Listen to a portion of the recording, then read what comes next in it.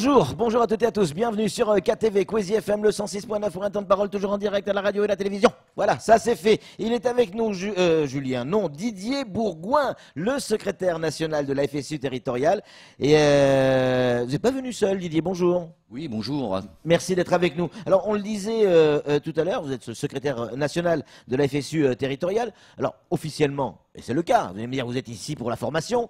Mais clairement, on est en période électorale. On sent bien effectivement qu'il y a la volonté, et pas que de chez vous, hein, sur l'ensemble des syndicats, il y a les élections professionnelles. C'est la plus grande consultation des personnels en France, 5 millions d'électeurs qui le même jour, le 6 décembre 2018, vont désigner leurs représentants dans des dizaines de milliers d'instances paritaires, les CAP, les CT, les CCP pour les non-titulaires. Donc effectivement, c'est une date importante et bien évidemment, je ne le cache pas, je suis venu aujourd'hui à Mayotte et je serai demain à La Réunion pour cette question des élections professionnelles qui est primordiale pour nous. Et c'est parce que j'avais fait une promesse à Soua Mzéali, je lui avais dit, si tu réussis à déposer des listes dans les communes et au conseil départemental de Mayotte, eh bien je viendrai pour vous rendre visite, faire des rencontres militantes et aussi assurer une formation que j'ai faite hier au centre de gestion. Alors, comment ça se passe quand on a votre statut de secrétaire national?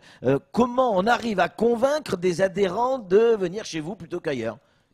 Comment ça se passe? C'est comme une élection, comme une autre élection? C'est comme une autre élection, ouais. Effectivement.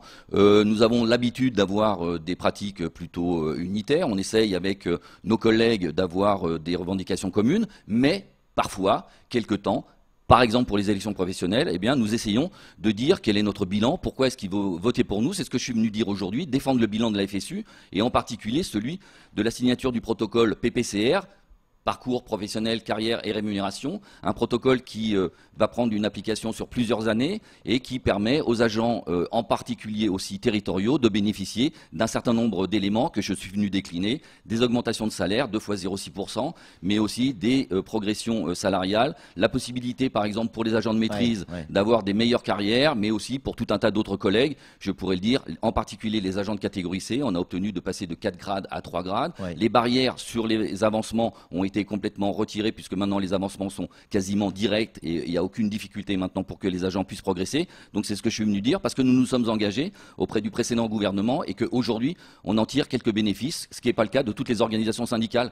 Donc ça veut dire que certains se sont engagés et ont obtenu des résultats, d'autres non. Il va falloir que les agents choisissent. Cela étant dit, Didier Bourgoin, oui. Que ce soit pour la FSU ou d'autres syndicats, il y a quand même un élément hyper important pour la territoriale. Il y a encore des gens qui sont dans des catégories qui n'existent plus en métropole, sauf à Mayotte. Et là, pardon, mais aucun syndicat n'a pu faire sauter le verrou. Alors, de moins en moins.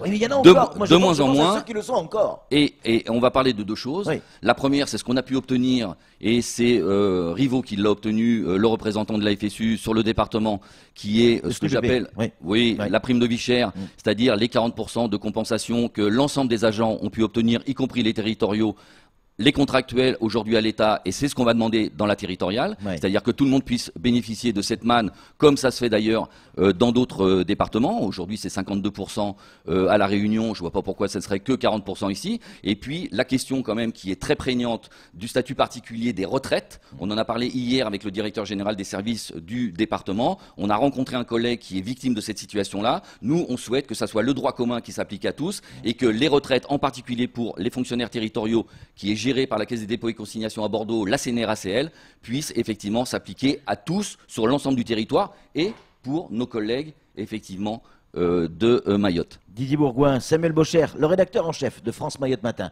a une question à vous poser. C'est pas du fait de la FSU, mais c'est une réalité à Mayotte. Vous disiez qu'il y avait de moins en moins de personnes qui étaient en catégorie D, qui n'existe plus, mais dans les fameux corps transitoires, comme on les appelle. Oui, c'est normal, ils sont sacrifiés, ils sont partis à la retraite, ils sont décédés, ils ont arrêté leur carrière.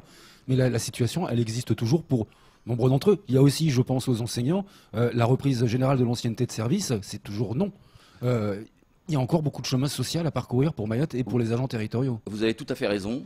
Aujourd'hui, il y a un certain nombre de revendications qui sont spécifiques et nous essayons d'obtenir, en particulier des autorités, c'est un des dossiers que je vais porter, que les agents de Mayotte puissent bénéficier des mêmes mesures, c'est-à-dire entrer dans le droit commun, qu'ils ne soient plus dans un droit qui est dérogatoire, puisque depuis maintenant quelque temps, Mayotte est devenu le 101e département du territoire. Et à ce titre-là, non seulement les usagers, des services publics locaux, mais également les agents qui rendent au quotidien ce service public doivent avoir les mêmes droits.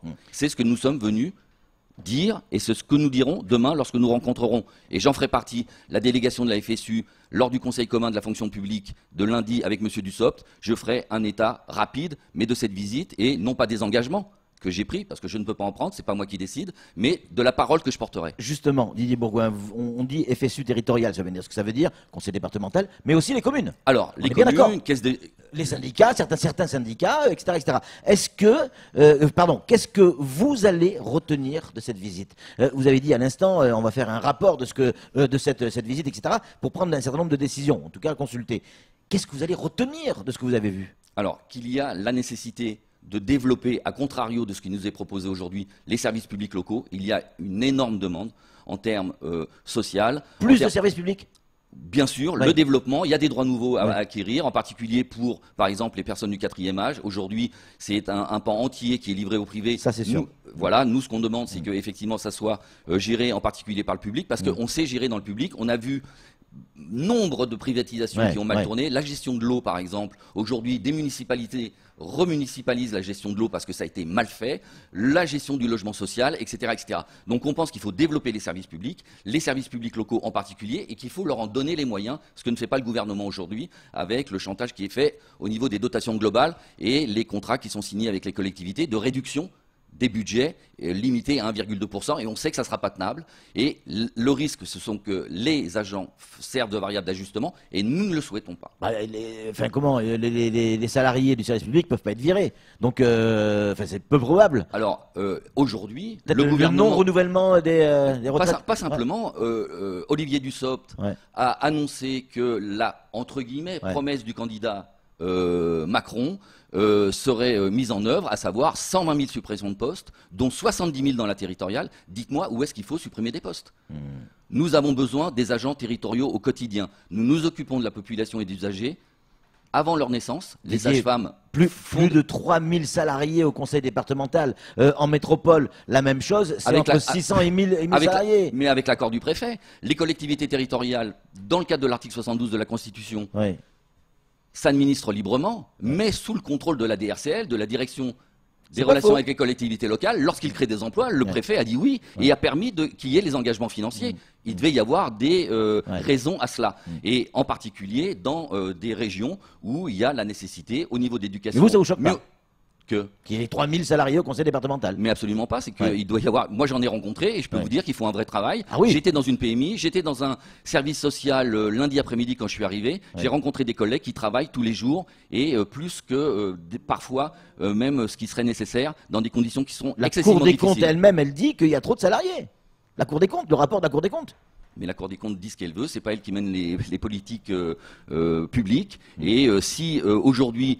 alors qu'ils sont tout à fait légitimes, les élus locaux pensent qu'ils ont des moyens nécessaires à mettre en œuvre, eh bien, il faudra que les moyens leur soient donnés et que les agents aient les moyens de fonctionner. Samuel, pour conclure. Du côté de Paris, on ne peut pas dire « ils ne savaient pas ». Il y a un rapport qui a été produit, je crois que c'est en 2015 et publié en 2016, donc il nous est venu à notre reconnaissance en 2016, du Conseil national de la fonction publique territoriale, avec un titre éloquent, « Mayotte, les oubliés de la République ». C'est écrit, c'est marqué inscrit dans le marbre. Pourquoi ça n'évolue pas plus vite? Alors, c'est une très très bonne question, parce que le SNUTER, FSU de la fonction publique territoriale pour la FSU, ne siège pas encore au Conseil supérieur de la fonction publique territoriale. Nous sommes représentatifs à l'État avec la FSU, et nous souhaitons aujourd'hui intégrer le Conseil supérieur de la fonction publique territoriale et venir porter la parole en particulier des salariés publics mahorais. Et si ce rapport stigmatise ou dit un certain nombre de choses qui effectivement sont stigmatisantes, eh bien il faudra mettre les moyens pour que nos collègues territoriaux mahorais puissent effectivement bénéficier des mêmes avantages. Et pour cela, eh bien il faut que le 6 décembre, moi c'est tout vu, ils votent avec moi, qu'ils votent FSU. On voit votre petit verre là. Eh bien tout à fait. Eh bien notre slogan c'est... Donnez-le-moi. Bah voilà. Je le garde celui-là. Très bien, il est pour vous et c'est un cadeau. Donc le 6 décembre, moi c'est tout vu, je vote FSU. Et ça nous permettra d'être représentatifs. Soit Mzé Ali a fait quelque chose d'exceptionnel, nous n'étions pas là en 2014, elle a déposé des listes dans 14 des 17 villes. Au conseil départemental, la FSU territoriale est le seul syndicat à avoir déposé dans toutes les catégories les 7 scrutins, ce qui n'est pas le cas des autres. Pourtant, ça fait longtemps qu'ils sont là. On est sur Quasi. On a des questions qui piquent les yeux de temps en temps. Allons-y. Voilà la question qui pique les yeux. Elle n'est pas pour vous. Une question. N'y a-t-il pas d'incompatibilité de représentants du personnel avec votre référente, Madame Soua Mzé Ali, étant donné qu'elle est élue au conseil municipal de Bouéni? Est-ce qu'une élue ou un élu peut-il ou peut-elle être à la fois représentant du personnel et élu? Alors, c'est à moi la question, mais je pense que Soua va pouvoir répondre. Oui. J'espère quand même Oui. que quand on est élu, on a le droit aussi d'être salarié, et que quand on est salarié, on a le droit effectivement de défendre ses intérêts individuels, collectifs. Il n'y a pas conflit d'intérêt là. Bah, pas du tout, Non. puisque entre Bouéni et le conseil départemental, je vois pas très bien ce que l'élu viendrait défendre, etc., etc. Par Ça contre, coûterait une chance, même, je dirais. c'est presque une chance même. Ouais. Oui, Les je partage. les ressources humaines qui défendent le social et le collectif, je trouve ça, c'est plutôt. Dans le micro, s'il vous plaît. Avant d'être élu, j'étais d'abord syndicaliste avant. Exactement. Donc, Et on se rappelle, vous êtes venu plusieurs fois sur ce plateau. Hein. Oui. Donc pour moi, l'essentiel, c'est ma carrière, mais c'est pas les choses où. C'est pas la politique, c'est la carrière et là, professionnelle. je suis prête Ouais. à démissionner là-bas pour être dans ma carrière. C'est beau. C'est beau. Merci beaucoup. Merci à vous deux. Et merci pour son engagement parce que c'est courageux et j'espère qu'elle aura beaucoup de succès et que nos listes auront beaucoup de succès à Mayotte. Didier Bourgoin, Merci pour votre invitation. Surtout. Merci beaucoup. Merci également à Soua qui était avec nous. C'est tout pour ce temps de parole. Tout de suite, la suite de nos programmes.